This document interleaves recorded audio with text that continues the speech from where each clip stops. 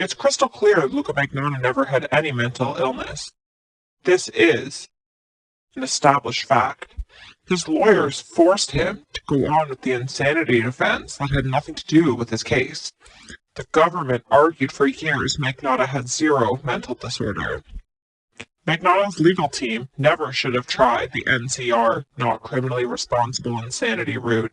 In my opinion, Luka had the wrong, high-powered legal counsel. His lawyer was a complete attention seeker and cared more about publicity than Luka's trial, in my opinion. So let's examine where all the bullshit originated from. A lot of paperwork and paper trails exist, but I've learned that none of it was accurate. It all goes back decades to when Magnotta was a teenager. He had a boyfriend who was also his manager, managing him as a teen male escort, ballet dancer, and model. This manager, who I won't name, forced Luka to fake disorders to obtain sleeping medications and sedatives. Luka was told the psychiatric disorders are easier to fake, more easier than a physical problem. So the manager sat teenage Luka down and educated Luka on every psychiatric disorder, symptom, characteristic, and mannerism. They read and researched manuals, encyclopedias, and documentaries.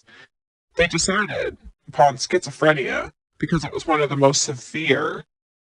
Luka was told to do outrageous things in order to create a documented history. He was told to say bizarre things around friends and relatives to create a precedent. Then Magnotta was forced to go to a doctor and practice the rehearsed speech. It worked the first try. The very first doctor bought the story. He prescribed sedatives. Luka's manager quickly started making money off the prescriptions and soon sold other psychiatric prescriptions to Americans on the black market. The manager also used to drug people with the strong sedatives.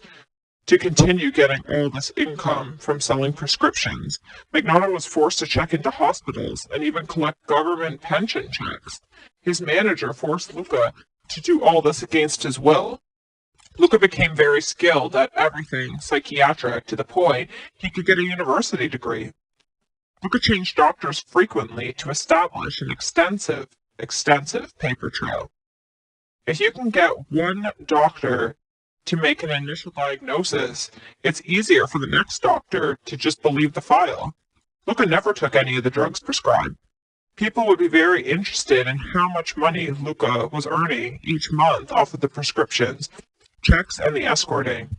Tens of thousands each month. It's pure genius. But Luka was forced to give his boyfriend most of the money. Luka Magnotta never had any psychiatric disorder. His retarded mother knows absolutely nothing about Luka.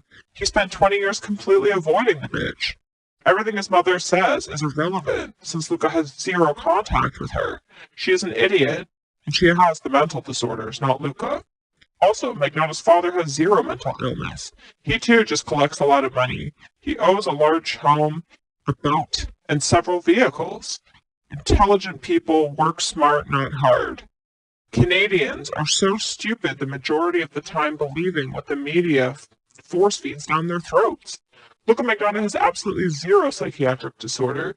He was forced at trial to go with a ludicrous insanity defense and admit bizarre accusations to validate these claims. The Canadian government spent millions proving Magnotta had zero mental illness. He outsmarted 20 different doctors, psychologists, and even forensic psychiatrists. These doctors should be blamed. It's very rare they encounter someone so intelligent. Luka was tested and his IQ was listed at 140, signifying superior intelligence. The Crown psychiatrist, Dr. Giles Chamberlain, is a complete moron and irrelevant since Magnotta never said one word to him. Luka never even met him, yet Chamberlain went on media crusades before Luka's trial and even before Luka's arrest. So why would Luka ever agree to speak with such a fat old loser? Anyways, Luka should have fired all of his lawyers and explained the truth to the court. He was framed for sure. Loads of evidence exists proving Luka was framed. Someone as highly intelligent as Luka should have never trusted his lawyers, in my opinion. I hope Luka will one day do an on-camera interview or his own book. So many unanswered questions remain. Only Luka can answer these questions. I'm always receiving tips and info, so stay tuned. If you enjoyed, please share, like, and comment. Thanks.